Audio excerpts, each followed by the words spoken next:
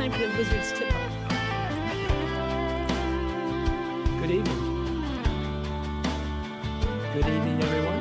Welcome to the Tacoma Park City Council meeting. I'm Terry Siemens. I'm sitting in for Mayor Kate Stewart, who is out of town today. Mayor Stewart, are you on the line? Yes, I am. Can you hear me? Great, we hear you. And I hope you're having a good time out of town. Thank you very much. Okay, we're here for a work session on the Tacoma Park budget. We're going to be talking about council priorities tonight. And could I have the city clerk call the roll, please? Mayor Stewart. Here. Councilmember Kovar. Here. Councilmember Mayo. Here. Councilmember Qureshi. Here. Councilmember Siemens. Present. Councilmember Smith. Here. Councilmember Schultz. Okay, before we start, I'd like to let all the council members know that this evening you will have control of the microphones yourself. So when you want to talk, you can turn the microphone on. Please turn your microphone off when you're done. All right. I thank you. And without any further, I will ask the city manager, Suzanne Ludlow, to begin her presentation. Thanks very much. Tonight is the perhaps the most interesting of the three budget work sessions in that this is a focus on council priorities. And I think as we go through this, you'll see that staff worked very hard to identify the various programs and initiatives to implement the council priorities. In late 2015, this council met and spurred a fresh look at city initiatives and services, and city staff worked on those. In November of 2016, we came back and looked over the accomplishments to date, which were, I thought, really quite amazing. And it was clear that much work had been accomplished. We'd also set the framework for advancing long-term goals. And those items for the more long-term economic health and livable community are a housing reserve was established, an economic development and housing strategic plan was called for and is now underway, and departments worked hard to orient their programs towards achieving the council's priorities. At your January 2017 work sessions, retreats, you came up with your council priorities: a livable community for all, fiscally sustainable government, environmentally sustainable community, engaged, responsive, service-oriented government, advance economic development efforts, and recently, in fact last week, you formalized a look through at racial equity. This proposed budget is focused on these priorities. The proposed tax rate is designed to see that the priorities are met despite potential negative changes at the federal level. So in the livable community for all, one of the big categories is housing. The FY18 budget proposes to begin implementing the recommendations of the housing study that's now underway. It contributes an additional $300,000 to the housing reserve, the use of which will be part of the housing study recommendations, and continue the rent stabilization program. And in the kind of small charts here, it shows a little bit about the rent-stabilized reported rents, and they are very reasonable when you compare with them with averages around the region. This also has a graph that shows of the various units. About 53% of the city's rental units are in rent-stabilized units. Another 41% are exempt units, and 7% are market rate. Many of the exempt units have other kinds of protections on them for low and moderate income tenants. Other housing provisions are to assist low-income homeowners with energy-saving improvements for their homes, assist owners of multifamily properties with energy-saving improvements for their buildings, continue affordable housing programs that we've got underway, including the Home Stretch program, and leverage federal, state, and county funds when possible. And I want to speak to this for just a moment. I was at the County Council's Fed Committee last week, and I wasn't there for housing items, but it was a long meeting. It covered some other items. And they were talking about a couple programs that we would want to leverage so that we would have better programs for our residents. But one of the things that kept being discussed was their concern that their CDBG funds would be cut and that other federal monies would affect their housing initiative funds that they have in place at the county level. So there was a lot of discussion about nervousness at the county level that they would not have funds to actually carry through the programs that they're putting on the books for FY18. I'll find out how much they get for that. Another housing provision is to designate $140,000 for the city's supplement to the homeowner tax credit program for lower income homeowners. We have checks about ready to go out for the 2016 tax year. 140 households will receive the supplement. The average check amount is $991.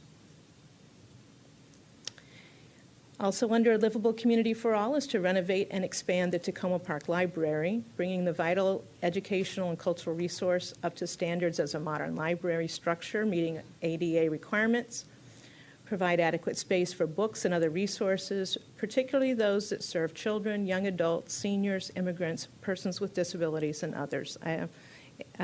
These are characteristics that you've included in your Livable Community for All priority. Also provide adequate space for programming geared to these same populations, encouraging a love of reading and helping to build community. Also improve the library structure so that it is attractive and meets high standards of environmental sustainability and energy efficiency. Other major activities under Livable Community for All is to complete the Sligo Mill Overlook Park, to invest in many sidewalk and road improvements throughout the city. And of course, there's the two big ones for the that we're looking at, the bond for the Flower Avenue Green Street project and the Ethan Allen Gateway project. Provide $100,000 for community partners to advance council priorities. Another $20,000 is undesignated, but in the council's legislative budget that you may also choose to use to advance priorities. Provide 5 $1,000 scholarships for Tacoma Park students attending Montgomery College. Continue to support major community events and arts programming, and continue to provide scholarships for lower-income residents in most city programs, classes, and activities. Also provide $9,150 in CDBG funds for Educare and the Village of Tacoma Park, and continue financial support for emergency assistance services. We designate $30,000, and then others contribute money when they send in their stormwater fee bills. Here we have, for the 6 years that we've been doing this emergency assistance program, the number of cases by ward for each year. Continue to support major community events and arts programming, which helps set the tone for Tacoma Park. Additional $95,000 for grant programs, which includes regular grants and mini grants. The $17,280 for the Arts Commission, $17,500 for the Independence Day Committee, $20,000 for the Tacoma Park Folk Festival, and then quite a lot of staff assistance for other festivals and events that we have. Support for 4 play days and sponsorship of Celebrate Tacoma and the National Night Out. Then we go on to the next category, which is fiscally sustainable community. First is to establish a tax rate that modestly increases revenue and preserves the city's reserve funds to protect the city's financial base during the upcoming years due to possible cuts in federal employment, contracts, and aid. And so my proposed budget proposed to decrease the tax rate from 56.75 cents per $100 assessment to 56 cents. I proposed an $800,000 contribution to the equipment replacement reserve, and you may remember that after looking at things, I felt that $700,000 for that equipment replacement reserve was a satisfactory amount. And a $300,000 contribution to the facility maintenance reserve. Also, for the coming fiscal year, we will review financial policies and priorities to maintain the highest standards of fiscal responsibility and to align where we can investments so that they advance community values. We continue funds for lobbying and communication efforts to more successfully address tax duplication issues, and contribute $100,000 in excess of the actuarially recommended amount for the police employees' retirement plan, which is something we've done for the past few years, and it is very much appreciated by the actuaries that look at that information.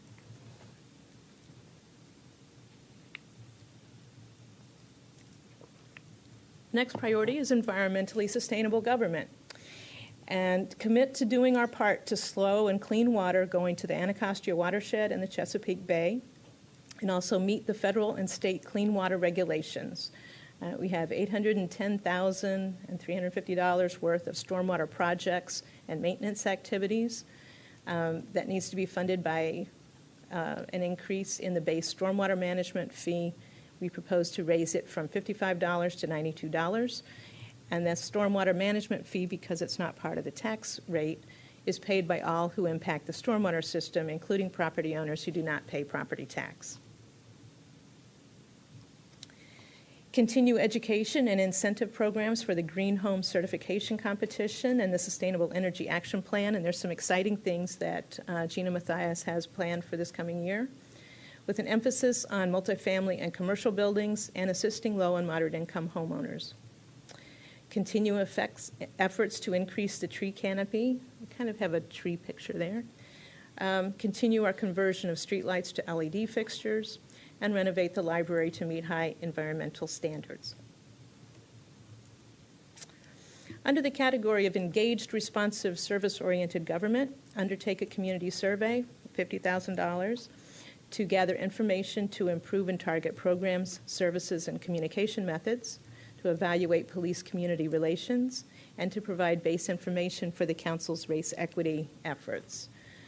Also, we have adjusted the structure of the Recreation Department somewhat to create an outreach division focused on youth success, and we've also added in a therapeutic recreation class for those with developmental disabilities. That's a fairly significant thing for us to add because it pretty much commits us to continuing to provide services for that population.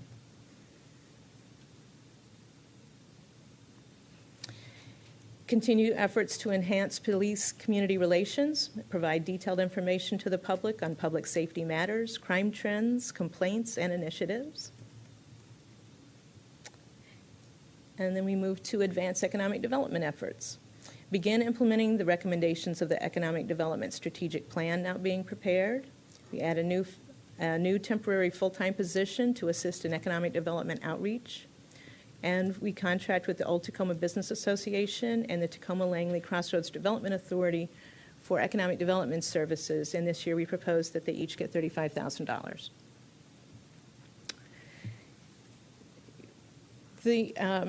The focus on racial equity has been something that I've looked into.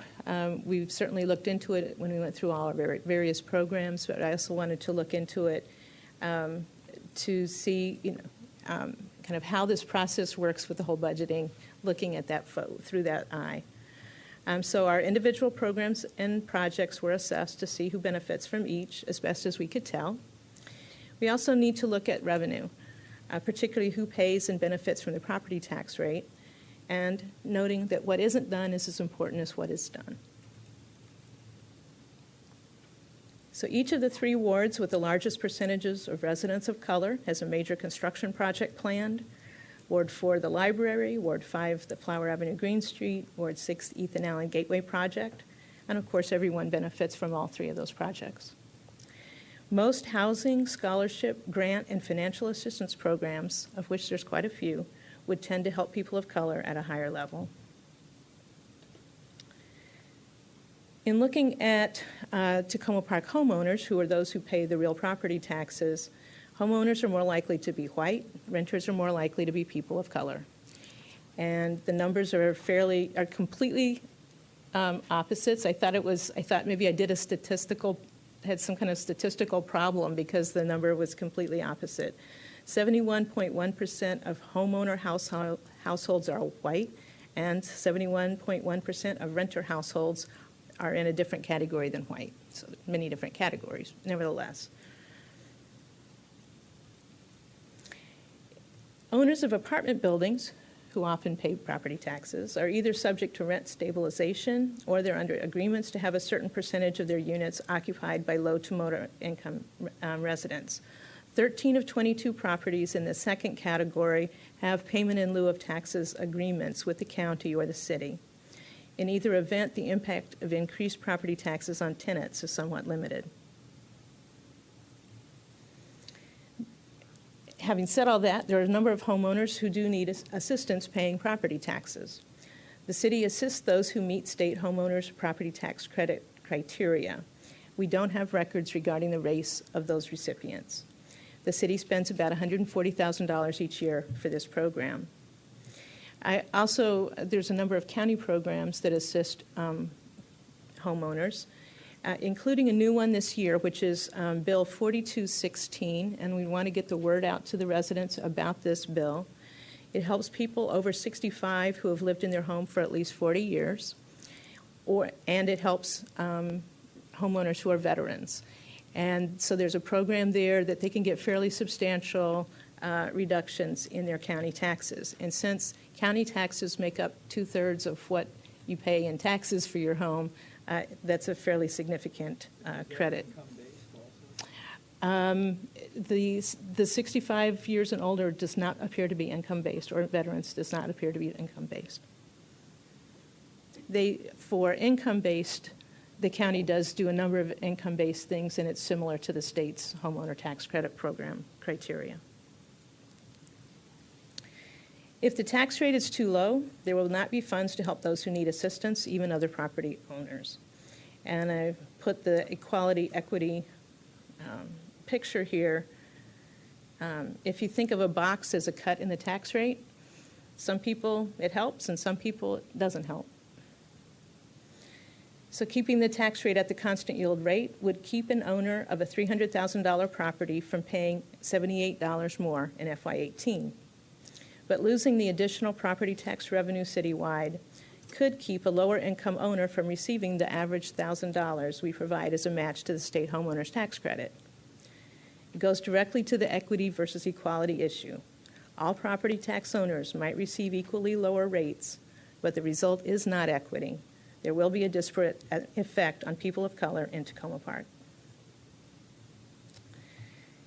In summing up, besides the items listed in this presentation, many departments will be working on other elements listed in the council priorities documents. Obviously, we're working for the Purple Line and Washington Adventist Hospital and a number of things that are open space that have been identified in the council priority documents. As I mentioned, there's $20,000 that's kind of undesignated in the council's legislative budget. And on Wednesday, we'll hear from the public as to what they think about all of these various things. And on Monday, May 1st, we have a budget work session on departmental and non-departmental budgets and fairly significant discussion, I think, at that time on budget reconciliation. That's my formal presentation, and I'm happy to answer any questions and to look into any of these various subjects. I thank you so much for the presentation, and we'll go ahead and move into council questions and comments. And I remind everyone that, again, you're in control of the microphone, so please push the button before you speak and turn it off when you're done speaking to eliminate background noise. All right, anyone? Me. Okay, go for it. I'm going to go through the comments as I wrote them down as you went through the agenda. Sure. On the housing funds, when we passed this last year, my intent at the time was that we start spending the money more quickly than we're spending it now. So I just wanted to make clear that when we passed that, my vision was not that we would put all the money aside and wait till we had a bigger balance, but that we would spend it. So I want to make that same comment this year and suggest that something like setting a goal of spending 30 to 40% of what we deposit in the year would allow the balance to build while also having a goal or a target for having a future council work session to talk about what to do with 30 to 40%. And I know city staff with council already building some percent of that money into the annual year's programming. But that's what I propose that as a sort of a policy statement that would go adjacent to the budget process. So I offer that for the city staff and then my colleagues. In the past, the city manager, in some years, because it was a subject of discussion, or the public works director, have provided the full ERR spreadsheet that shows sort of all the years out, like 10 years, and all the equipment. Could you provide the sort of updated copy of that? Sure. Thank you. Yeah, it's still the FY17 version, but it shows what's That's been fine. changed. Yeah, that's fine. I just haven't seen a copy Okay, in a sure. few years. You have 35,000 for both Old Tacoma and for the Langley Crossroads. Mm-hmm. What was our number last year? I think it was 35 and 30, with CDA Okay. getting a little less. And at some point in the past, we had set it up such that there was an amount that was sort of guaranteed or given, and there was another amount that was a match for There was one year when then that was the case with the old. yeah, Yeah. related And to they- the DC contributions. They made that match in that year. I believe they did. Yes. Do we know if DC is still providing similar level of funding? A little bit. My, We don't know. We don't know. Okay. My preference, again, would be to, even if it's $5,000, to put that same kind of goal in place Okay. for $5,000 for each of the two numbers, and say that an additional $5,000 is available, upon documentation that PG County or DC have provided, $5,000, have provided a matching amount. Okay.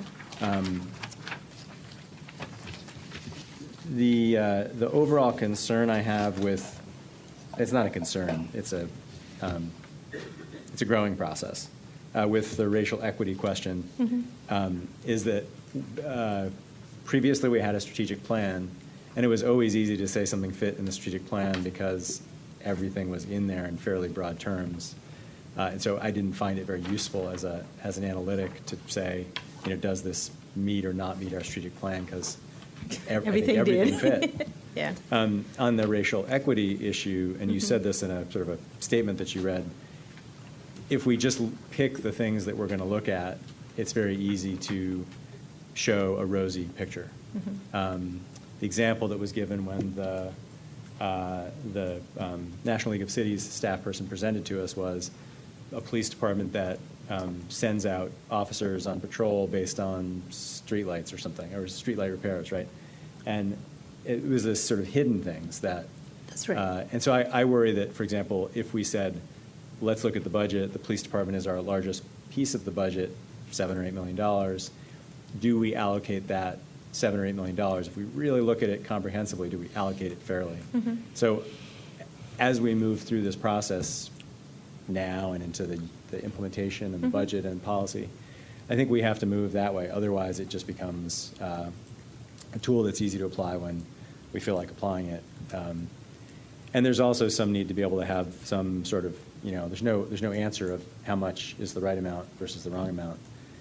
So we just have to, take Right. that I in think stride. that it's going to be quite a back and forth process as we get more information, as each of you sees a way of interpreting it and saying what's significant. And I look forward to that discussion. I mean, so to give an example, for example, the library is in Ward 4, but I don't know whether the people using the library are predominantly minorities, or if the book purchases by the libraries are books that are purchased with an intent to appeal to a broad audience with multi-language, for Yeah, example. we given our do have immigrant we do population. have some data on that. Yeah, We'll okay. share. Okay. I'll stop there. Thank you. Okay. Thank you. Mayor Stewart, were you ready with questions at this time? Aha. I don't even follow my own instructions. Mayor Stewart, did you have questions now? I just wanted to say thank you to the city manager for the presentation, and I don't have any questions or comments at this time. Thank you. Okay, thank you. Councilmember Smith? Thank you. A couple questions and a statement or two. First, I would support Councilmember Mayo, his proposal of getting the match from the District of Columbia. We're doing more and more things in Tacoma, D.C., it's only appropriate that the district comes up with some funds. I mean, they have the money. It's just a matter of they should give a tiny, tiny percentage of it to us. And the same goes for Prince George's County. Their council member has said on a number of occasions that she wants to do more with Tacoma Park in Montgomery County. So, they're going through their budget process, so I think it would be appropriate if we could loop in with them for the CDA and try to get some funding. I wanted to talk about a couple things on programs to advance council priorities, where it says on your last bullet on this slide. Which slide are you, what number? Number 8. Continue to provide scholarships for low-income residents in the most city programs, classes, and activities. Do you have data on how many minorities are actually getting scholarships for these activities, other than the scholarship from Montgomery College? We give scholarships for many children in our after-school programs and in a variety of different classes. One of the things that has come up is that we do not have a way that we've asked race in signing up for these programs. We're looking at a way to try to collect, at least voluntarily, have people submit that information. I know there's sometimes some counting that's kind of visually done. Is that about the right answer? Right? Yeah. We've had a number of discussions at the staff level about how to collect the data, what are the limitations about collecting the data, but we'd like to be able to do that. So going forward, we will try to get... We were trying very hard to get Okay. it to that point. I'm not sure the various steps it'll take to get there. Okay. On the housing fund, this past year, did we make an official request to Montgomery County's Housing Department to match or provide some type of additional funding to our housing fund? I don't know if we did an official one. We certainly have had lots of discussions. Right. But there was One not of the a- things that we believe is that we need to do a different kind of official push Right. for it. Okay. I think it would be helpful if we either, go through the council or the county Right. executive and Right. actually say, put some money in this. On the same note, regarding foundations, did we talk to any foundations, send letters, solicit support in any way for the housing fund? I'm not certain that we've done that. I know that Ashley's done quite a lot of connections, but I'll have to get back to you on that. Okay, because, you know this. There are foundations that do support these type of efforts. It's a matter that we have to get in front of them and present. And, Right. I think part of the issue here is that we're very streamlined staff. And so we've been working very hard on the homestretch program and the use of the housing funds right away. So I'm not sure that, some of that background work has been done yet. Okay.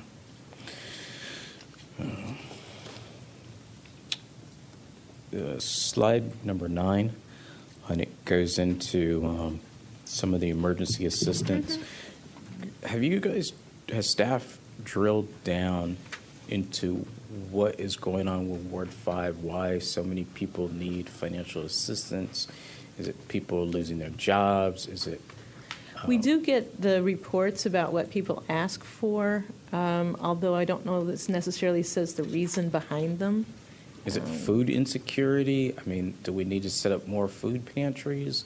Because these are just extremely numbers. high numbers. Yeah. Sarah Baines.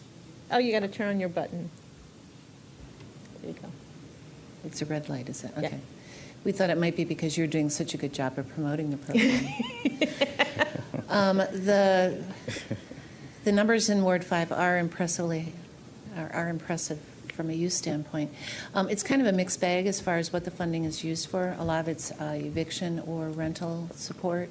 There are dibs and dabs of requests for food and occasionally medicine, but a lot of it's evictions or utility shutoffs.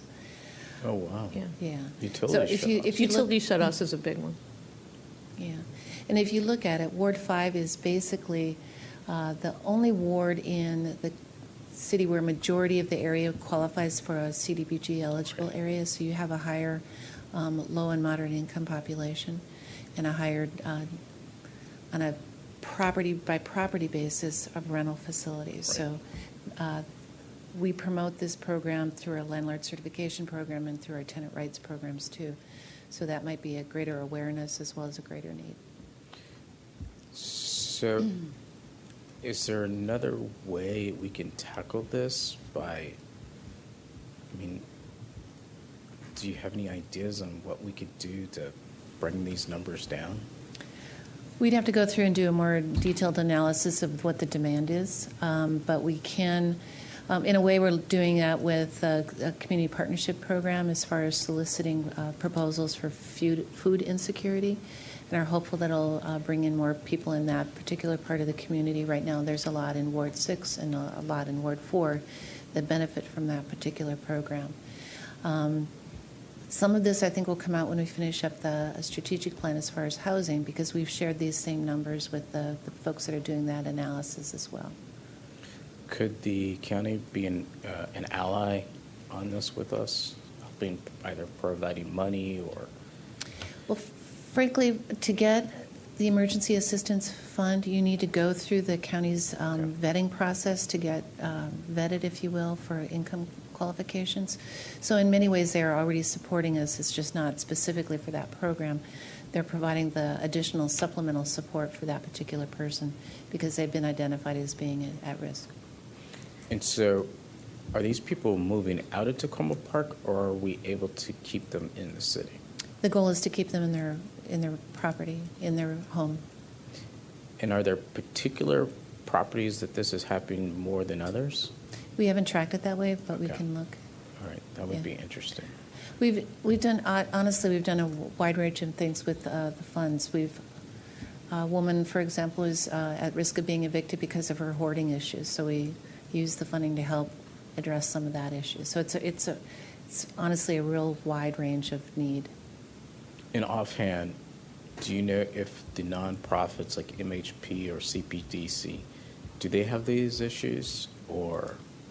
Again, I'd have to look You'd at have the addresses. All right. Okay, thank you. You know, one of the things that, I think we are concerned about is that if some of the economic changes happen that we're a little concerned about in the upcoming years, that this may be something we have to spend more time on and Right. more money on. Okay. Let me see if tax duplication. You had a meeting with the county council. Did tax duplication come up, or is there any? The situation with tax duplication right now, I mean, they funded us the same Right. for FY18 as they had this year. There's a little bit of an increase because of the calculation of police money. Right. They are essentially waiting for me to provide a summary of all of the things that I think we can agree on. And Councilmember Katz is overseeing that process. Right. Legislative Assistant Gene Smith, I think, is very helpful in that. We've had a discussion, a fairly in-depth discussion there. So they recognize that it'll be a couple months before they get that information, but it looks like I think we have a good opportunity to make real progress over the next probably 5 months. Okay, that's good. All right. And I think that is it for me. All right, I thank you. Councilmember Qureshi? Okay, Councilman Kovar? Thank you. I mentioned to the city manager before, I happened to just run into Councilmember Katz, and he clearly had a huge amount of respect for whatever she was going to produce on that. So there. So I'm gonna wow. Not to put pressure on you, but No, I know. Mr. I know Katz it's is coming. looking forward to that. A few questions. So one of the shifts that I think occurred, and you talked about it, I think indirectly at least, was that the lifelong Tacoma position shifted away, And it sounds like your proposal is to allocate more of those resources toward youth rather than seniors, if I understood correctly. But I'm wondering whether that's right, and if so, I don't think is there that's- room in there for seniors too? Well, first of all, we are doing more for seniors, and that's primarily through the Recreation Department. I know Paula has really stepped up and increased the kind of service provision that she does, and including overseeing the Snow Angel program, the one time we needed it this past year, and that kind of Right. thing. We're also having the discussions with a number of nonprofits and expanding the coordination on senior matters there. One of the things that I am really happy about that has happened over the past few years is that seniors speak for themselves very well now. For many years, it was a very quiet population, and the Village of Tacoma Park folks show up. They have made remarkable expansion in their services, and so we've enjoyed that. If there's something else that you think that we should be doing, I think this is the time to, within the next few meetings to bring Yeah. that up. There is some funding that we may be able to make available. We certainly have looked for, because the seniors were being picked up pretty well with these other options.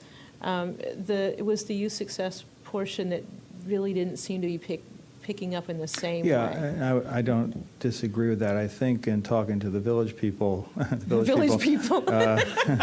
when they're not singing YMCA, the thing that they felt a little bit in terms of the loss by virtue of the Lifelong Tacoma position going away was there was a coordinating role in terms of benefits and identifying benefits, and so sometimes people will call in and they could call here or they could call directly to the village, and the question is what type of service does an individual need? And in some cases it could be a county service, there could be other nonprofits, et cetera.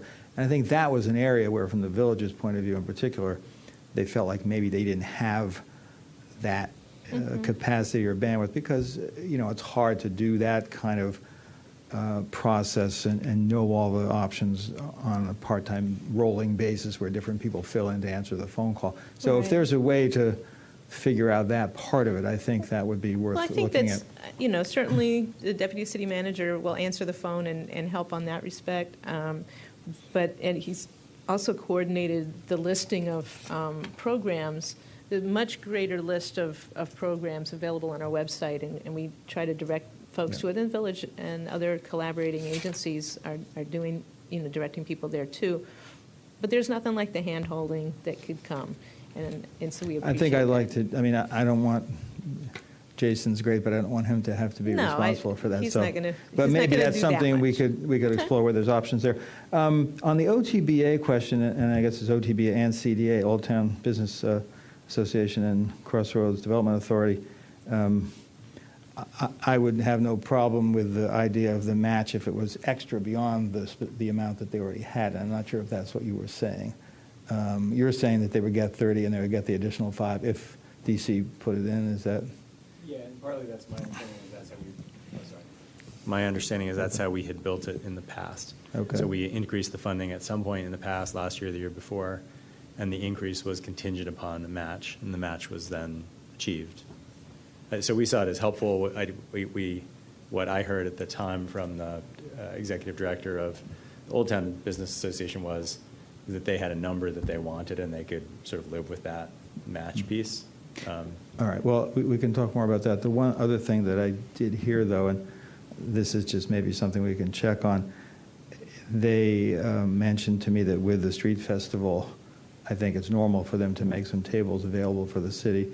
I think there were a lot of tables asked by the city, and each table is, ends up being money that they don't get. So I'd like us to maybe just take another look at that. We don't have to go into it now. When I but- heard that, I simply let the department heads know. They usually coordinate among themselves Yeah. so that they don't all take a table, and Yeah. I think that's something They can that's... split them up or whatever. Yeah.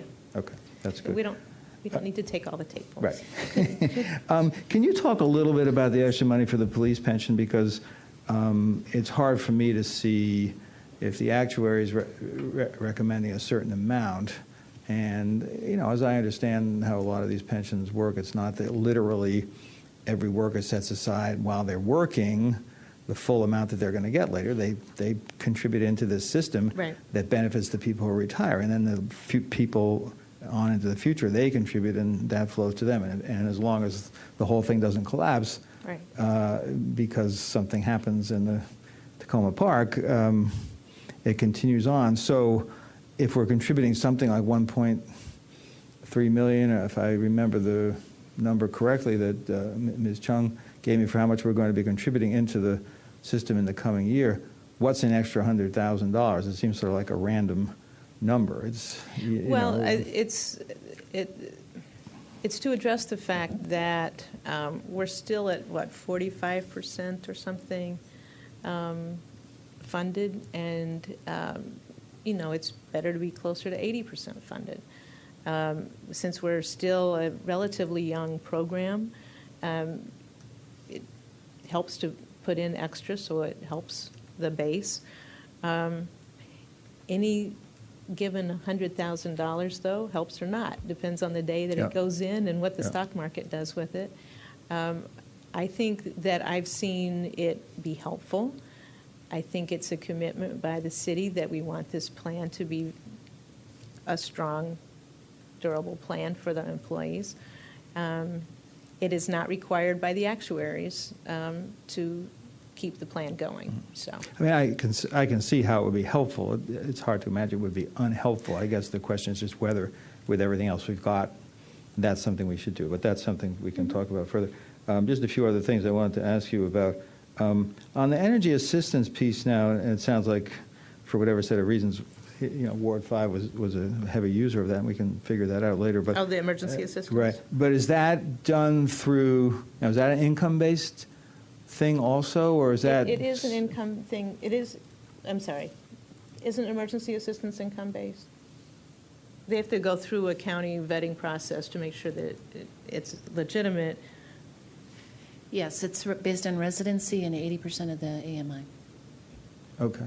So do you know have there ever been instances in which, because I think you mentioned the hoarding thing, so sometimes a homeowner could be eligible too if they met the AMI standard and so on? That is correct. Okay. Utility shut-off, for example, or Yeah. medical's prescription support. I see. Okay. All right. Just a couple other questions.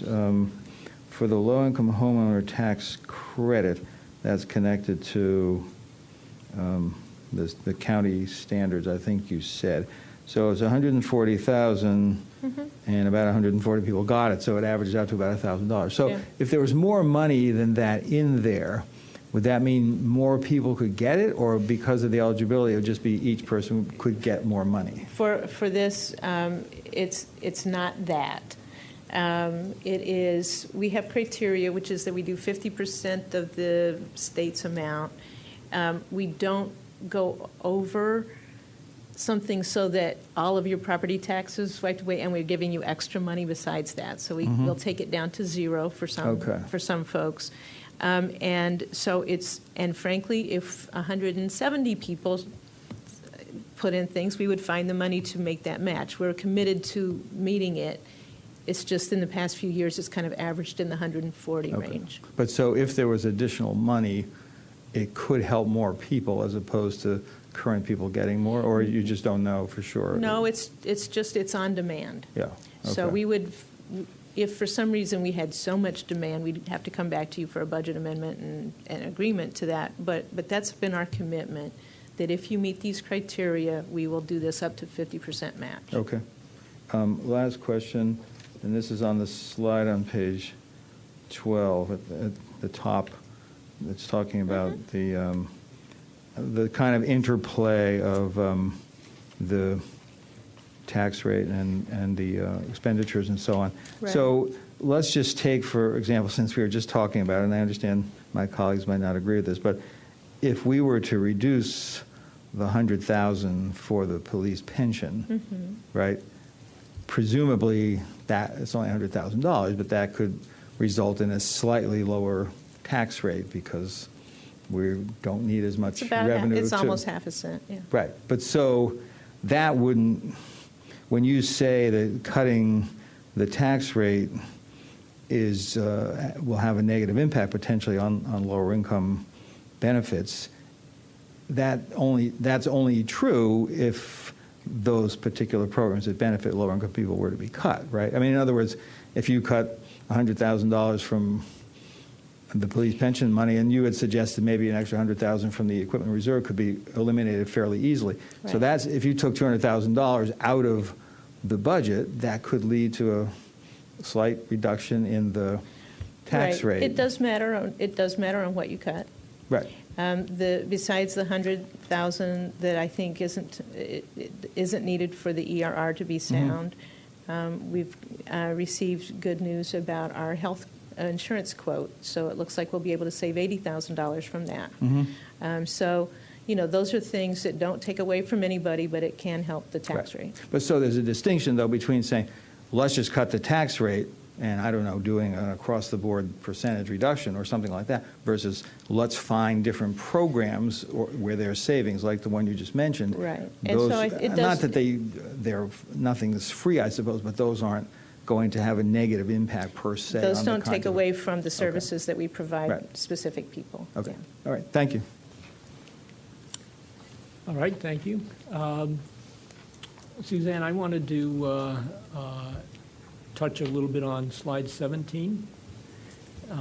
You talked about, where do the revenues come from? And then later you broke that down into homeowners and Right. and renters. And just for clarity, I wanted to, if I'm sitting here as a homeowner and saying, well, gee, the homeowners are paying the taxes.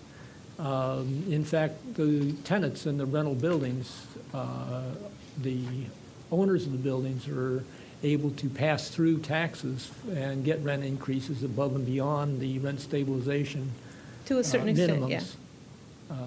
to cover those taxes, right? And then I would wonder if homeowners are able to get their taxes reduced for hardship. Are tenants able to get their portion of the taxes reduced? There actually is a state program that is, I think it's on the same page on the state website as the homeowners tax credit program that assists renters. And we Okay. try to let people know about that. All right, so there is equity there. Yes, there is All right. equity there. Thank you. That was it. Mr. Qureshi, did you have any questions this evening? Very, very briefly, I just want to thank the city manager for presenting this in the fashion that you have, because it really shows that a lot of the council priorities that we set, whenever we set them, what that date was, that they have been realized through the budget that you've proposed to the council. Obviously, next week, or this Wednesday, I should say, is going to be a big day with many community members coming in and asking questions. So I'm not going to foreshadow some of those questions. But to me, what I found to be the most telling and important slide in your entire presentation is slide 23.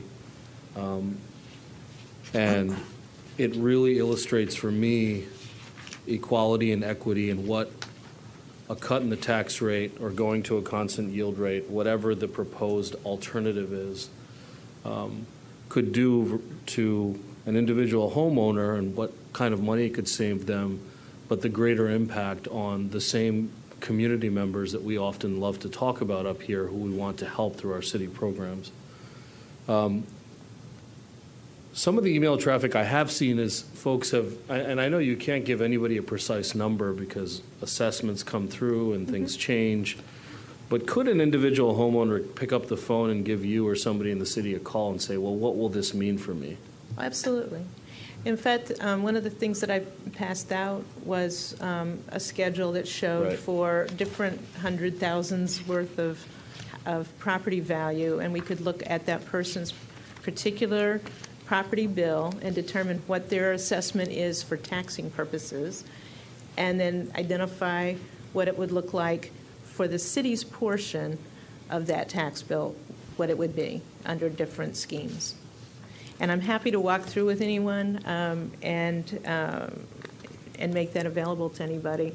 I think the thing that is difficult for folks is that people see a bottom line number, and 67% of that is county taxes and 33% is city taxes, and that's something that, so when it adjusts $100 or something for a resident, it may not make any difference at all in what they end up paying because we haven't seen what the county's numbers are going to be yet.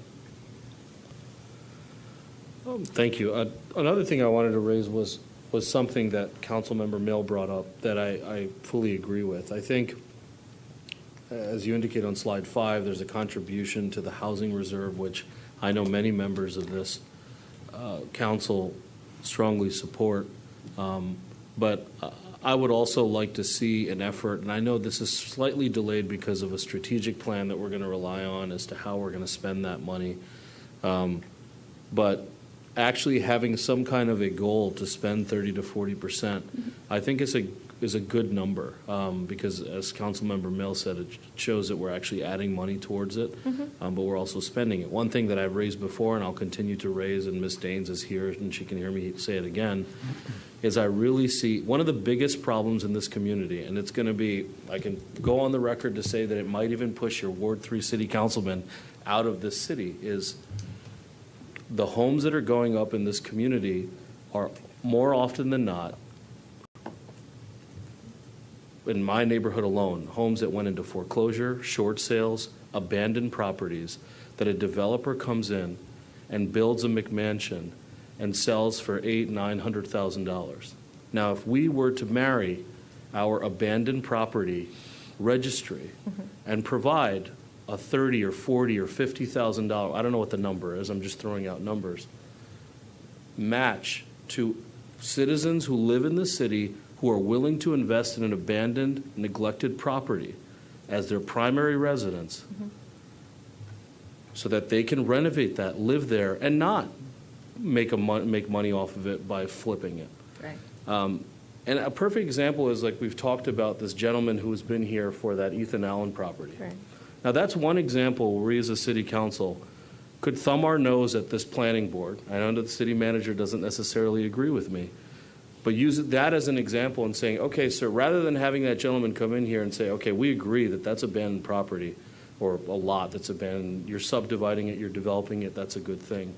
But actually setting the tone there at that level.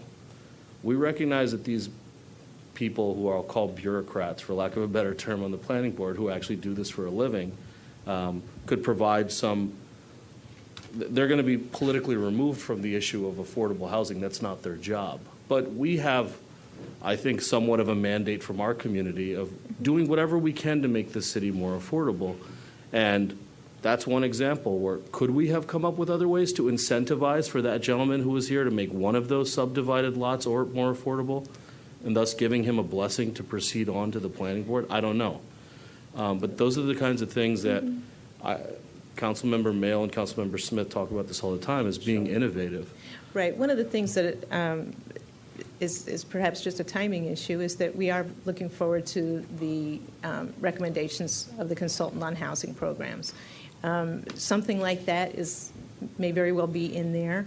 I do know that the developer who came before us about the Ethan Allen Jackson project would like to be working with us in the future on affordable housing projects. And so if there's something that we can do to do that, it would be nice. And that's why we're putting money aside, is so that we have money to use. One of the things that, whether it's a 30 to 40% a year kind of spending or some other combination or goal, I would welcome having that structure. The other part is just that it costs a lot of money. Right. And so, $300,000 doesn't get you very many properties. And so, what is the best way to leverage that money so that it really does get those goals and gets used as well as accumulates? And what is the timeline on the strategic plan on that issue? Do we know? Summer.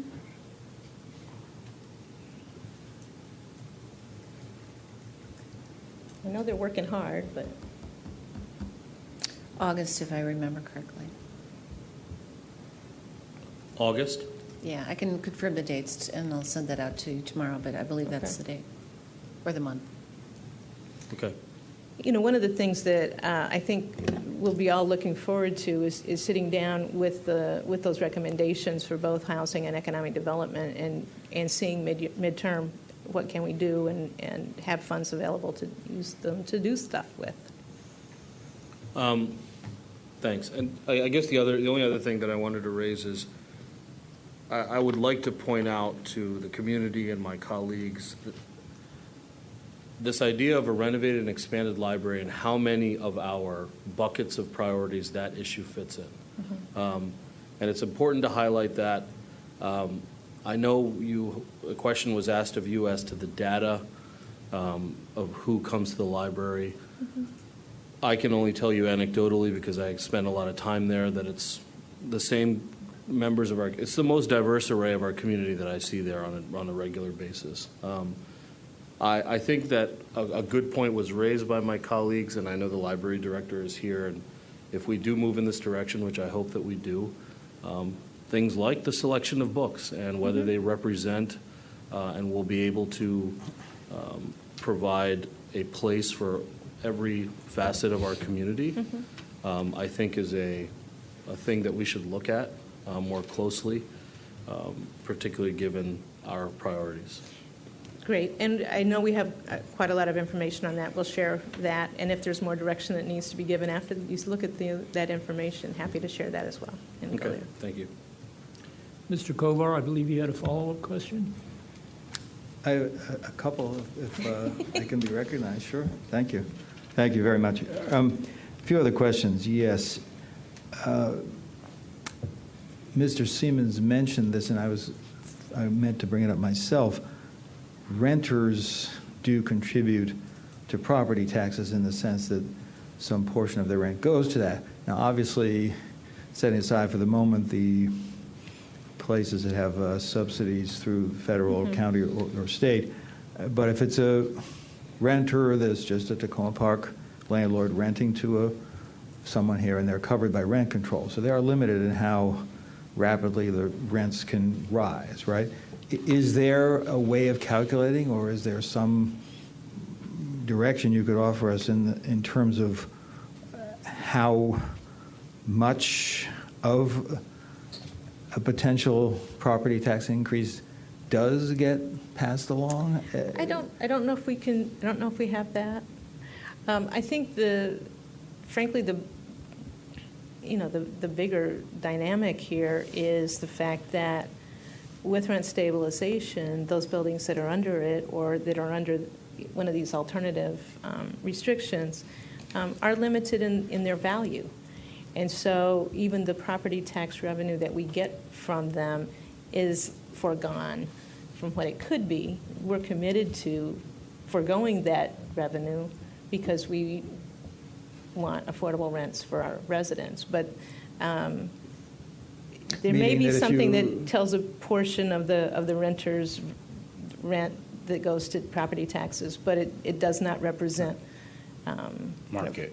It doesn't. But you're at all saying if you represent. let those buildings go market rate, they would gain in value and we might gain in taxes, but then a lot of the folks would be forced out. And That's right. They couldn't live in the city anymore. That's right. Okay.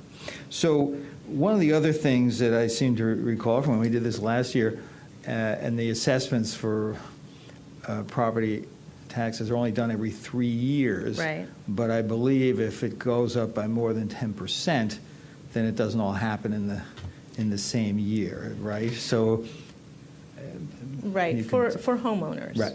So if you're a homeowner and your assessment comes out on the triennial assessment and the property value, the assessment goes up 40%, the only amount that you can be taxed on is up to 10% increase. So you'll see different numbers on your tax bill that show what the assessment is kind of in general, and then what's the assessment for taxing purposes. And it can never go up more than 10% a year. So if your assessment went up 15%, the first year you can only be taxed on that 10%. first chunk, and then, so Right. if the tax rate stays completely flat, but someone in that position, is their tax going to potentially go up a little bit the following Yeah, the year? 10% and then the Right. 5%. Right, because their Because they're- assessment's still because the- going up, even though the rate is staying the same. That's or- right. Or going down potentially even, right? Right, and then there's always case-specific things that Right. can happen. Right. So there's, Right. yeah, these are all just general statements. I just have a few more things I wanted to say. Can you talk briefly, I'm sorry I meant to ask this before, on the general reserves? I remember when we talked about this last year, they were a little over 3 million. In the end, I Right. think we reduced them to 3 million. Now, I know there are other reserves too. This is just the general The unappropriated, undefined. unassigned Right. So at the reserve. moment, it looks like in the budget, it's Like 3.1 3.1 and change, right? So do you see that the same? Is this question about what might happen in the economy and in Congress a factor in wanting to keep that a little bit high, or is that just sort of where it ended up when It's everything where was it ended added up when we did this. You know, I don't like being right on the bubble of 3 million, but you know, there's some wiggle room. Yeah, okay. So then I just wanted to turn back and to follow up on what Councilmember Qureshi was talking about. I do personally think that we could get the tax rate down lower, but I also am committed to, in particular, two important community programs that have been proposed here, and that's continuing the affordable housing piece and the library. And I just want to say a few things about both of those. I'd even like to see, in addition to setting aside some money, I'd like to see us have a work session before August and just put all our ideas on the table, because number one, I don't know that I met with the consultant, the contractor, and they seem like they know what they're doing. I'm sure they'll come up with some good things, but I bet we could also. And you know, I've talked before about having maybe a tax break for accessory apartments if people rent to lower income people. I think Mr. Smith and I have both talked about helping landlords with repairs that they're unable to do. We've talked about helping refugees and asylees. I think the open space question that came up with what Councilmember Qureshi said, there ought to be more of a requirement, even though we don't run the zoning. And I'd like to see us give breaks to city employees, including police who want to live here. Probably everybody up here has a few ideas like that. I just don't think we should wait until August, and then we're away in August, and then we come back in September, and it's the Yeah, I campaign and all strongly these urge things. So, that those ideas come early so that the Yeah. consultants can work with yeah. them. But I think we ought to have a session here of our own just to Okay. brainstorm on those things before we wait for him. And so on the library, I think some people, and maybe they're being nice, but they say, well, who are these mysterious council members who said we ought to take a further look at the library in 2015? So I was one of them, and I thought that we ought to do the renovation of the library, but it struck me as, from my point of view, if you're going to spend money, and at that point it would have been over $3 million once everything was all done, including the moving and the storage and the continuation of operations. If you're going to do all that and to comply with ADA and not have sufficient space for as many books as you do now, and not have the dedicated space for teens, and I think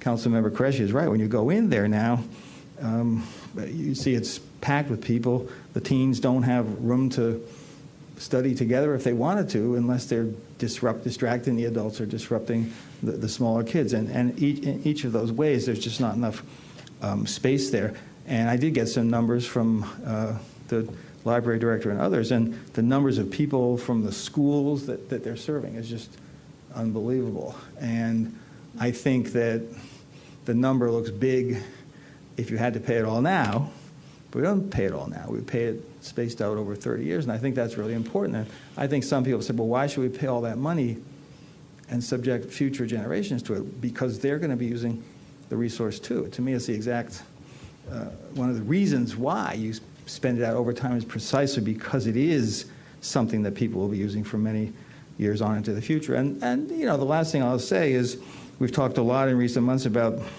certain institutions that were crucial to life in Tacoma Park being what it is. Obviously, a lot of discussion was made about that in terms of the co-op. Some people didn't ever go to the co-op but still wanted to support it it continuing in that way. There are certain parks, there are all kinds of resources and institutions here that are part of what makes Tacoma Park great.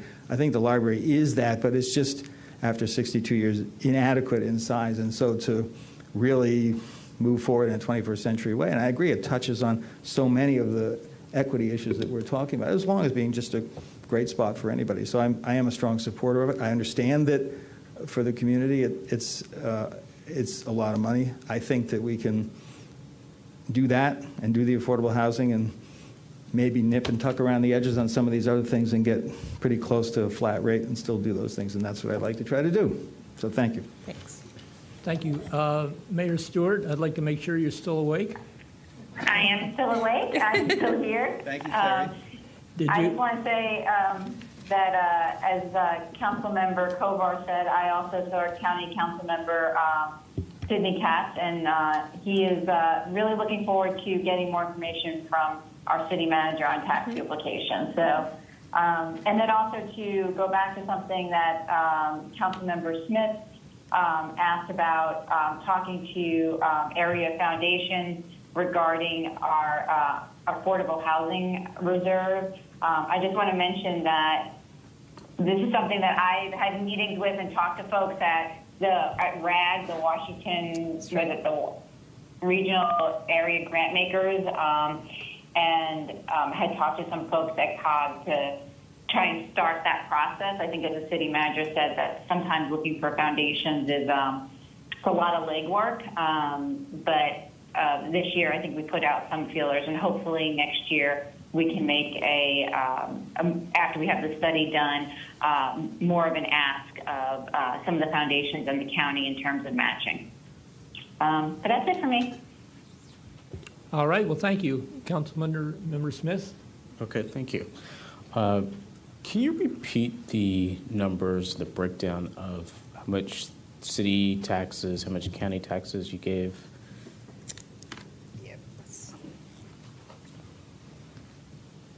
Basically, of somebody's property taxes, 33.1% is the city tax rate. The rest is county, a small amount of state, and then there's some that goes to park and planning and the municipal tax and there's several different small categories, but the bulk of it is the Montgomery County tax. Okay. I'm looking at next year, right? Couple questions. One, why do we do our budget every year rather than look at 2 years forecasting down the road? Is there a charter reason? I don't know. There's probably a charter reason. I don't know if there's a state reason. Okay. I'm not sure that we would do a really good job of 2 years at once, but that's something that we can ask about and find out what the restrictions or requirements are. Maybe it's something that's doable. Okay. And the reason I brought it up is, where my parents live in Washington State, everybody does their budget for 2 years, the municipalities, the counties. So I was wondering why everybody here does it annual budget. Another question, what do you see in regards to property taxes next year? Property values, requirements that we have to step in where the federal government is clawing back money, and even with the state structural deficits. Right. For next year, I mean, they're not going to be doing another property assessment for next year, so the assessments would stay the same for Tacoma Park, and just maybe go up that little bit. I think the biggest issue is income tax revenue to the state and the county, and the impact that it has on us for interjurisdictional revenue. And, that makes up 26% of our budget. Income tax makes up 15% of our budget. And so when the larger institutions, larger jurisdictions are hurt, it hurts us. And So I think that I'm not so much worried about particular cuts that people talk about, sanctuary city-related cuts. I think it may limit us to some grants that we might be able to otherwise go for. But I think the bigger issue is that we could have these cuts from the other jurisdictions, and as we had before during the recession, a lot more need by our residents and trying to fill that gap. And in the past, yeah. how did we fill that gap? Did we have to dip into reserves? we didn't, well, we didn't fill it very well. We did offer a lot more scholarships for our recreation programs, and that helped. But we would end up with a lot of people having these kind of emergency situations, and that's a problem. So I think that those are the things we would worry about seeing. I don't know what we will see. Everything's unpredictable. What I'm committed to is continued fiscal responsibility, continued investment in infrastructure, which really did set us apart, frankly, from Montgomery County during the recession. Right. It's why the streets on my street, just outside the city, look as bad as they do. But really being prepared for the fact that, if there's a big hit in this area, I don't know if that makes a difference in the stock market or not. I think the biggest issue is interjurisdictional revenue. And, the county executive's budget, he cut over $600,000 for social services. How will that impact us? I'm not sure. Some of the things, we haven't gone through all the details yet. Some of the county council members are trying to put some of that back, and so that's part of the discussion at the county level. But I'm a little bit more concerned with the fact that, if some of these things, if some major CDBG and other cuts come to the county, that some of the support that we otherwise get, we won't get, or that residents depend on from the county all of a sudden isn't there. Is that right? Okay. So it's a bit of a mystery. As I said, we saw it before, and mostly ended up with, we'd see it in the kids first. But. You met with the consultant, right? Mm-hmm. Do you anticipate us having to commit major resources for next fiscal year after his proposal? I have no idea. Okay. I think it depends on what those recommendations are and how important it is to move forward quickly or not on a particular recommendation, and how much it might mean that we need to put some money in for something or not. And I'll have to wait and see. And then last question, why haven't we ever received HUD funding to help with our rent stabilization program? Or have we? I just don't know about it. I think there's some structural reasons that we can't get some of those things. And, obviously CDBG stuff comes via that way. But Can I Yes. just jump in? You have to push your When I was button. working there. You have to push your button.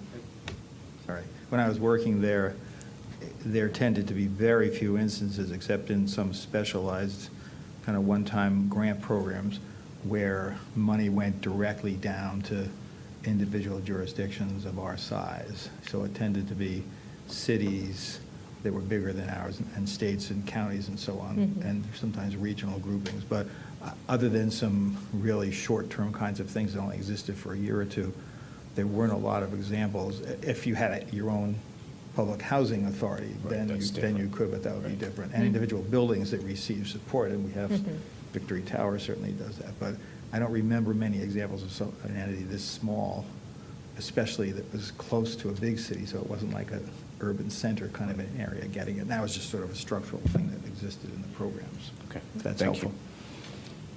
All right, thank you. Councilmember Mayo? Thank you. A few follow-up questions. On the pension, Councilmember Kovar mentioned the $100,000 addition. My concern with the pension is that if you look at the amount that we have unpaid for yet, that amount is growing. It does sometimes. So the number of millions that we owed 10 years ago was smaller than the number of millions that we owe today. And if you keep projecting that out, I mean, they're just the numbers are very clear that eventually it gets to be very, very big. Yeah, it doesn't work like that. It's always helpful to have the actuaries come back to talk about that because they change the way that they count to a 21-year cycle of things each year. It starts a new 21-year cycle. It is a subject I will not talk about because it's confusing, but it doesn't work the way that it looks like it works. So they will have to explain why it won't just do that. That would be great. Okay. Yeah, I've expressed interest in that before, but Right. but to me, the fact that the distance we have to travel looks like it keeps getting further and further away is the only reason that I support an additional $100,000. Okay.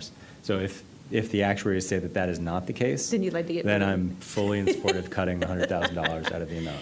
But at I'll least see if I can get some information for you. when I understand that municipalities go bankrupt based on pension liabilities, it feels like it's a thing like this that gets them in a bind because they think, well, we're making contributions, but it turns out their debt is spiraling out of control, and all it takes is some sort of economic shock, and all of a sudden they can't make that sort of minimum payment, and they're national news.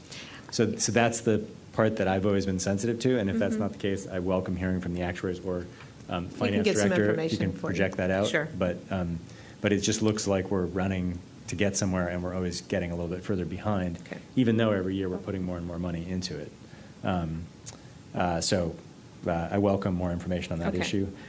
Two questions I had asked about at earlier meetings, and I apologize because I've missed some of these meetings, so I don't know if they've happened. I asked about the cost projections for interest if we borrowed the money for the library over 20 years instead of 30 years. I was just interested in whether it was $11 million total in payback and interest, or if it was $10 million for the 20-year versus the 30-year. Yeah, we did provide the schedule, so I'll make sure that you get copies of all the schedules. Okay, thanks. If you could provide that. And then I had asked the city manager for sort of a timeline or a date for when we could have the work session to discuss a reserve policy. Has the city manager provided that yet? I know I was talking with Mayor Stewart about that. We're looking at a date for that. Okay, this spring or? Yeah, relatively soon. Okay. And then I wanted to follow up on the tax question, and so a bunch of my colleagues raised the issue of what would happen if we raised or lowered property taxes. And so just to dig into the slide that says that if we were to lower taxes, that would actually hurt, it could have a disproportionate racial impact. I think that's not a data-based analysis, and I'll give sort of three examples. So for the 7620 Maple Avenue building, that's the Franklin apartment buildings, right now last year they paid $103,000 in county property tax, $70,000 in Tacoma Park property tax. Their assessment in the next year, so their assessment went from $71,000 in 2006. I'm sorry, their tax bill to the city, the amount they paid in tax to the city, in 2006 was $71,000. Last year it was $45,000. So their property tax has gone down by $30,000 over a decade. Their assessed rate from last year was $8.02 million. Their assessed rate for next year, on which our tax rate will be based, is $8.01 million. So we're proposing to lower the tax rate no matter what. They will pay less tax no matter what. So that's one example of a building whose tax has gone down over a decade. The Essex House, their tax over a decade, 2006 to 2016, was $27,000 in 2006 and $27,000 in 2016. Their assessed value of the building, which is what the next year's tax will be based on, $5.8 million this year, $5.8 million next year. It's a $5,000 difference in the value on ESTAT. And then the opposite direction, a building that would benefit from a tax cut, Park Ritchie Apartments, they paid $52,000 in taxes to Tacoma Park, just the Tacoma Park paid portion, and I'm assuming the bill is correct and it shows all the credits. They paid $52,000 10 years ago. They paid $105,000 last year. Their assessment is the same this year. So their tax has gone up for 10 years.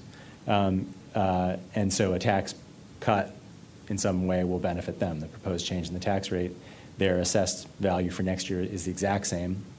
So they will pay less tax based on the rate and the budget. So I give those examples to say, first, it's not all equal. No, it's not. And second, we have this, I think, unappreciated question that we don't have any data on in what about the sort of very small houses in Tacoma Park.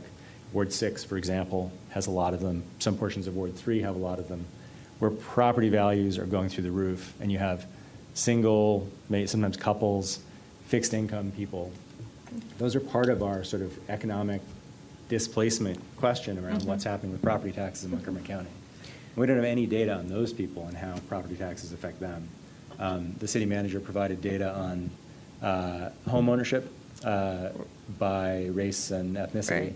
Right. But again, we don't have data on where the Latinos who live in the city own homes. Right. And whether their parts of the city are experiencing higher property tax growth than other parts.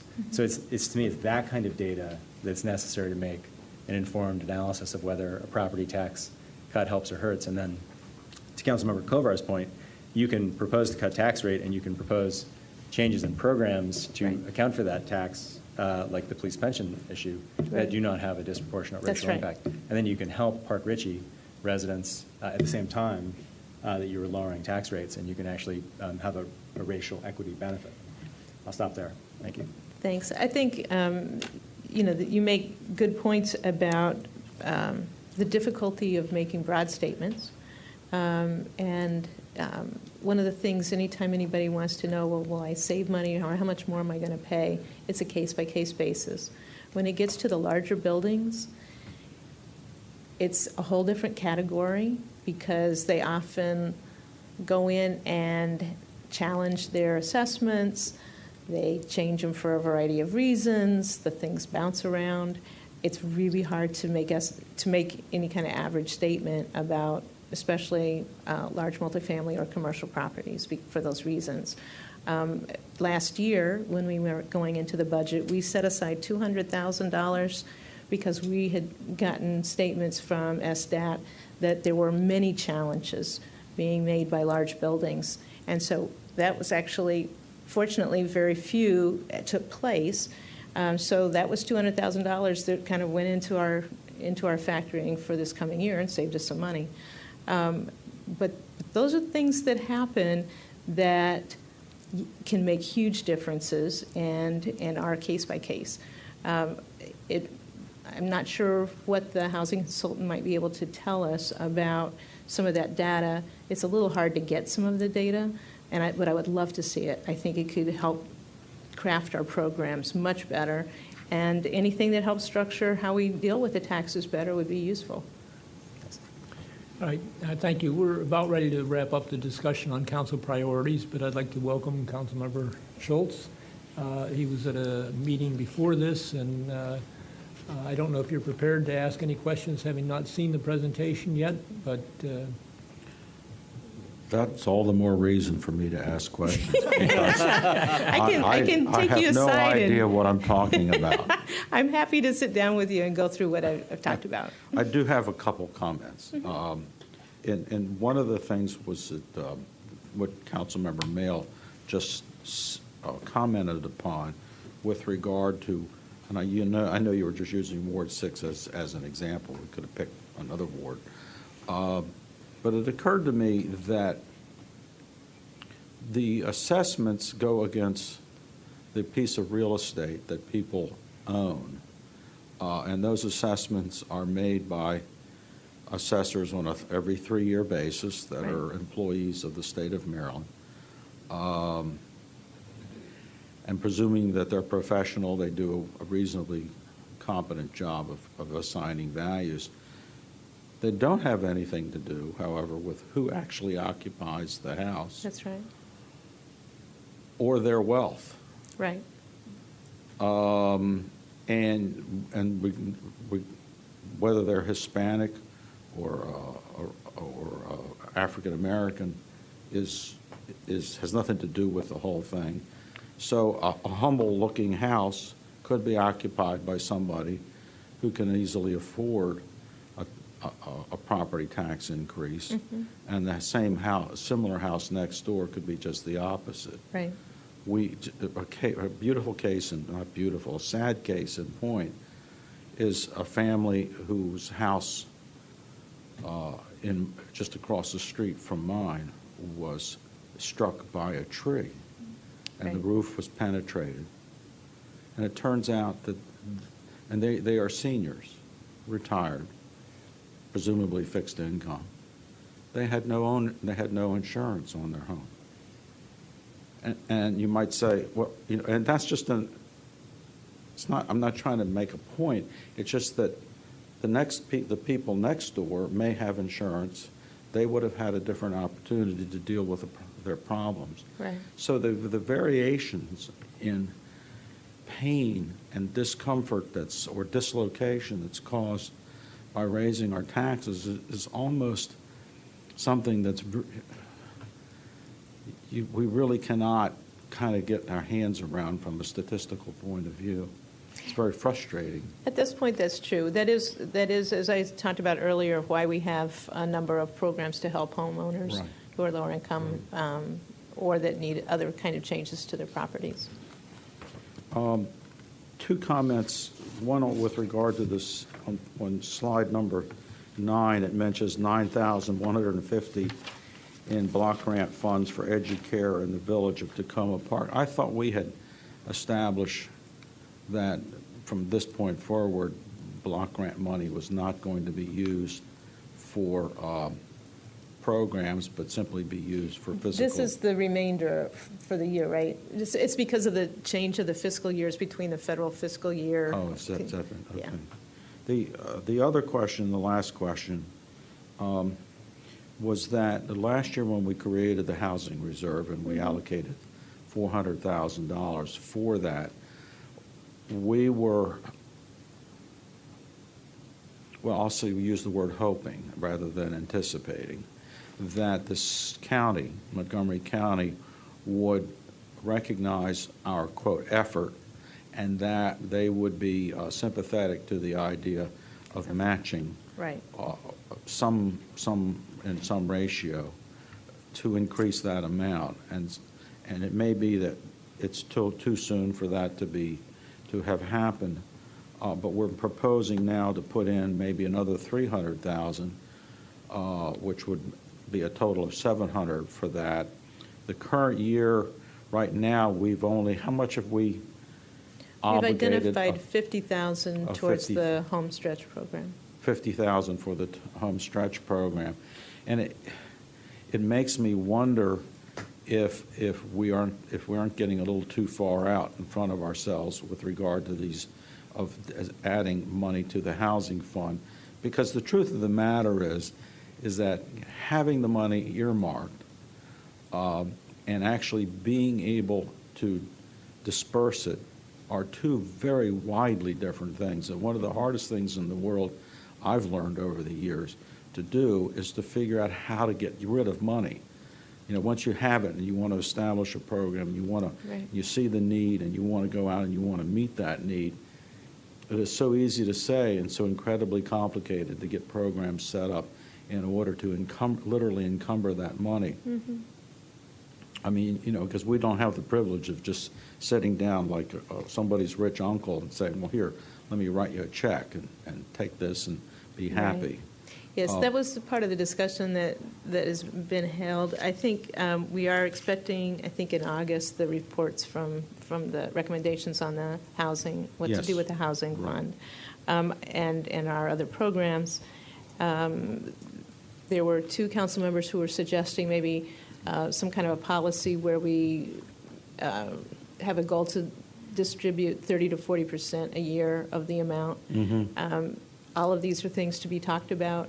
I know there was a request for a future council meeting to talk about that, so that may be a good idea. Thank you. Ms. Ludlow, people have asked what happens to money that isn't spent by the end of the fiscal year.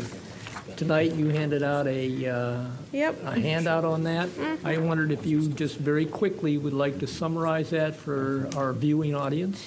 Sure, and we'll have this. We can have this posted as well. It is a confusing thing because it looks like there's money left over, and then why can't that just be used to lower the tax rate? And so there's a number of different ways where that doesn't work like that.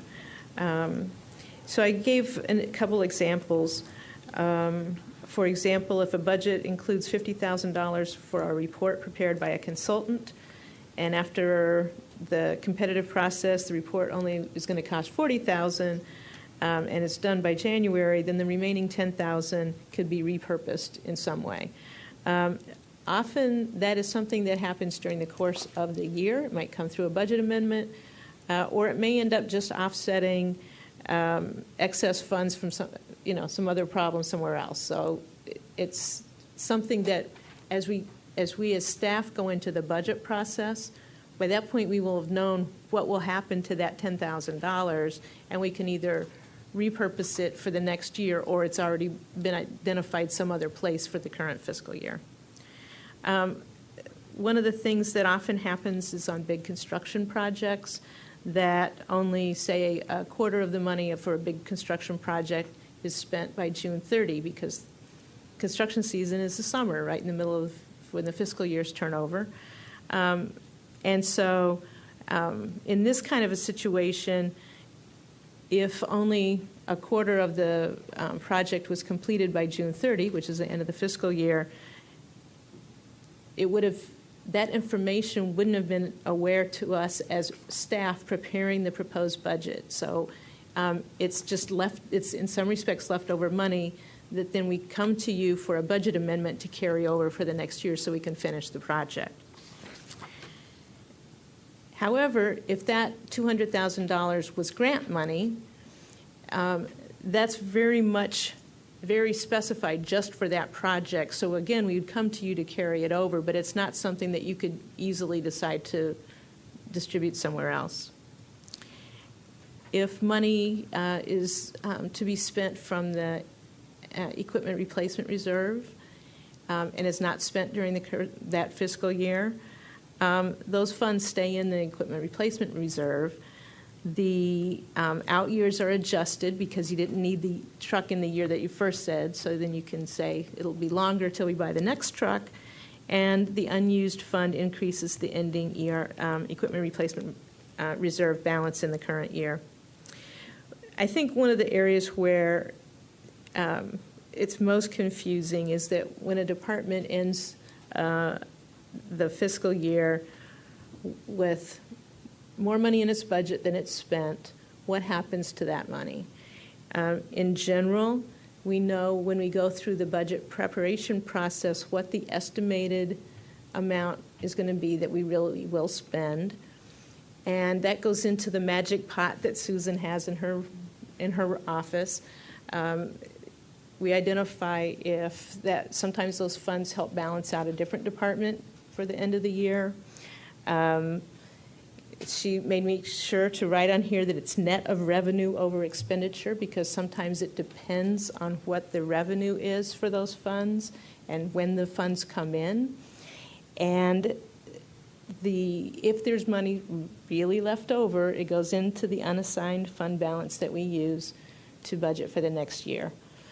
What this means is that rarely is there just money around that's a surprise at the end of the year that we can lower the tax rate with. And so that's something that is very frustrating because people see that it looks like there's leftover funds.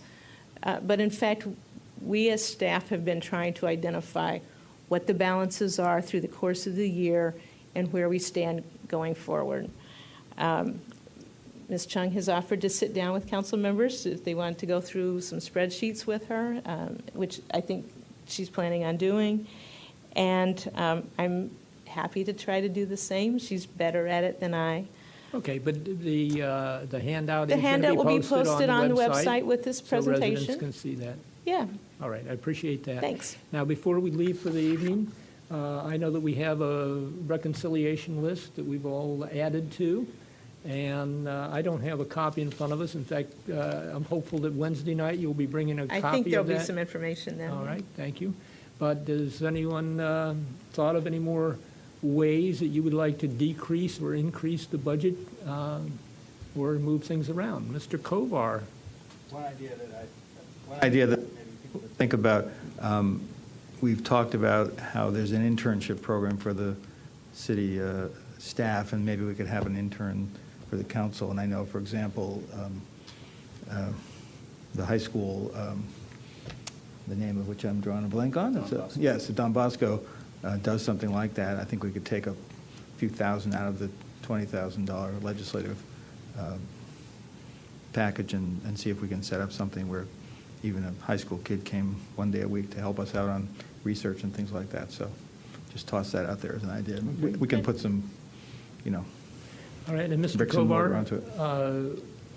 since your mic is open, you had talked about the Tacoma Village, the village people. Right. And I know one of the concerns that they've expressed to me is, or a request that they've made is for some help with the transportation that they provide to people in need, seniors in need and disabled.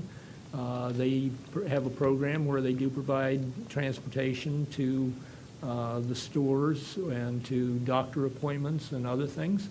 But they have noted in several ways that using the city bus could enhance their services.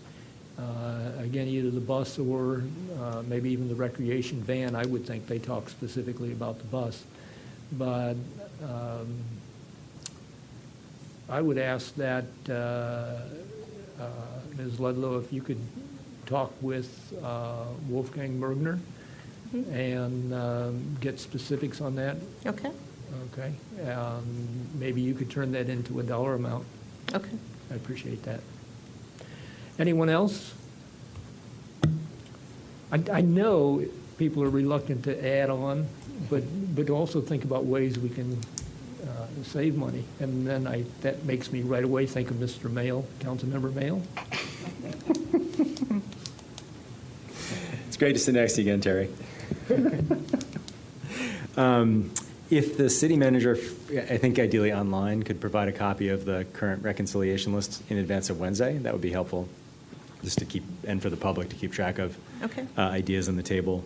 I guess I'm particularly interested in some ideas around the police budget. So if we could get confirmation of how much of the police chief's salary is built into the budget right now. Is it built in for 12 months, 9 months, 10 months? So that's one area that I'd be interested in a potential reconciliation item. Right, I mean, we did adjust, and then we also have some money for the HR selection process. Right. So I'll provide both of those pieces Okay. of information. Is the police atrium construction project in the reconciliation list right now? It is not on the reconciliation list. I put it on is- the reconciliation Okay. list. Would the removal of the street sweeper from the stormwater fund have a budget implication? Because I believe that planting trees would be a far more cost-effective way to get savings, and I guess I'm concerned that street sweepers. I will find out. I know that there's some requirements about the street sweeper, so Yeah. let me find out. It's not, to me, it's a ERR capital item, and we were doing street sweeping anyway. We're going to continue to do street sweeping anyway, so putting it in the stormwater plan is, to me, a little bit disingenuous because it was an ongoing activity. So anyway, so I'd be interested in that number. So you want the street sweeper amount removed from the stormwater budget? I just want to know first whether that would have a fiscal impact. Okay. So that's the only question for the city manager. Okay. And then I don't know if the reconciliation list right now includes a lower number for the ADA sidewalk work. But I'd be interested in the ADA. There's two pieces of the sidewalk work. There's new Right. or renovated, That's and then right. there's ADA. Right. And I would lower the ADA portion by something like $50,000. I'd also have some policy considerations to get the city to focus, or Public Works to focus on ADA work, basically to create tiers of priorities associated with the ADA work. So we're getting, the really damaged, very difficult to access sidewalks and ramps done first, with a slightly smaller amount of money. Okay. There you go, Mr. Siemens. Thank you. And Councilmember Qureshi? No, I was just going to say you did a great job tonight. I don't even miss Mayor Stewart this time. Geez, thanks. Now I have to sit next to her after that. And she probably Right. would be happy to learn that it wasn't too hot in here. Can I hear something? Yes, Mayor Stewart, you had No, reconciliation. I was just laughing.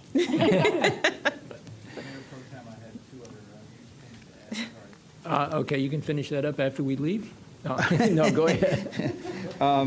We had talked about before, but I think it should be on the list, is there's this very undefined at the moment commercial property improvements set aside for $150,000, I think it was, based on what the strategic plan may show. And that may be great stuff, and it may not, but I just wasn't really clear what it was, and so I think that could be on there. And then the last thing is, and I don't know what kind of interest there was on the part of my colleagues about this, but when we had talked previously, one of the things on the inventory tax was not to get rid of it completely, but to maybe you could redo the calculation. If we just sliced off the bottom portion of it, that I think ended up saving somewhere in the neighborhood of about $50,000, I think it was by exempting an amount that would scale it away for most very small home-based businesses and some really small ones that still did have storefronts, and every business would benefit from it, but those would be the ones that would completely be exempt from it. I think it ended up taking about $40,000 or $50,000 out of the $150,000 that was raised from it.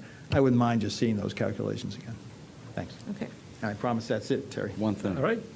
Mr. Schultz? The John Nevins Andrews School will terminate as a private school June 30th of this year, and be closed as a school. And the SDA Church, which owns the building, of course, is aware that up to this point in time through history, it's been designated as a religious institution and therefore exempt. But after this school year, it will no longer be in that category. So it will be a taxable property. Not that it's going to make a world of difference to anybody's budget, but it's just something will come back on the tax rolls. We like stuff to come back on the tax rolls. All right, I thank you. And now I'd like to say goodnight to all my peeps in Ward 4 and to everyone else out there watching. And now the thing I've been waiting for, and the reason I volunteered for this, we're adjourned. Thank you.